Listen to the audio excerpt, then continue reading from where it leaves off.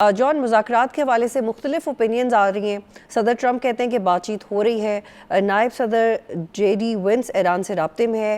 Iran इन खबरों को deny कर रहा है। इस वक्त ऑफिशियल मौक़िफ़ क्या है ईरान गवर्नमेंट का? बहुत बहुत शुक्रिया मुझे बुलाने के लिए मिस बतूल। देखिए, यहाँ पे डायरेक्टली मैं 2 दिन से कह रहा हूँ कि मुज़ाकरात ईरान नहीं कर रहा। यस, डिमांड्स कन्वे हो रही हैं पाकिस्तान की तरफ से, जो मैसेज पहुँचाए गए यूनाइटेड स्टेट्स की तरफ से पाकिस्तान के थ्रू।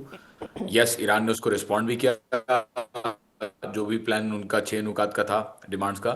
लेकिन कंडीशन सेट की जा रही है, नेगोशिएशन अभी तक नहीं हुए, ना ही ईरान आमादा हुआ है नेगोशिएशंस पे। अगर कल को हो जाए तो हो जाए, बट अभी तक ईरान आमादा नहीं है और क्लियरली ईरान ने मना किया कि हम नेगोशिएट नहीं कर रहे।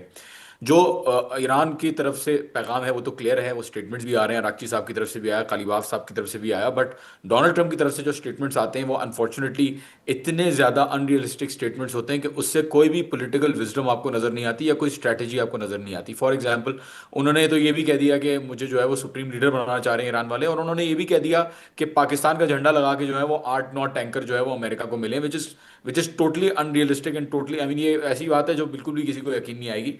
तो आई थिंक ये जो चीजें वो कर रहे हैं, they are trying to control. Iran का मौकफ ये है, 2 चीजें कर रहा है अमेरिका इस वक्त।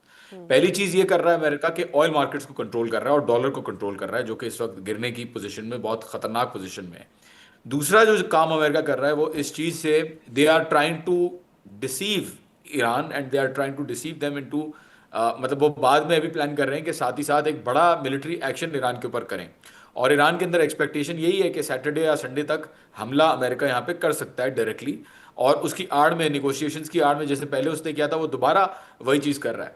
आई थिंक अगर ये चीज़ें ना भी हों और रियलिस्टिक प्रोस्पेक्ट हो भी निगोशिएशंस का, तो भी ईरान के पास कोई गारंटी नहीं है कि अमेरिका 2-3 महीने बाद, अगर सीज फायर हो भी जाती है अभी, तो कोई गारंटी नहीं है कि अमेरिका 2-3 महीने बाद हमला नहीं करेगा। लोग कहते हैं इसराइल हमला नहीं करेगा, नहीं, ऐसा नहीं है।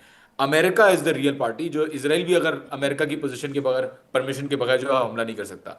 तो इसराइल की भले गारंटी हो, लेकिन अमेरिका की कोई गारंटी नहीं है। और ईरान का यही क्वेश्चन है कि अगर लेट सपोज आपके साथ हम सीज फायर करते हैं, तो व्हाट इज द गारंटी कि दोबारा ये अटैक्स नहीं होंगे? This is the question.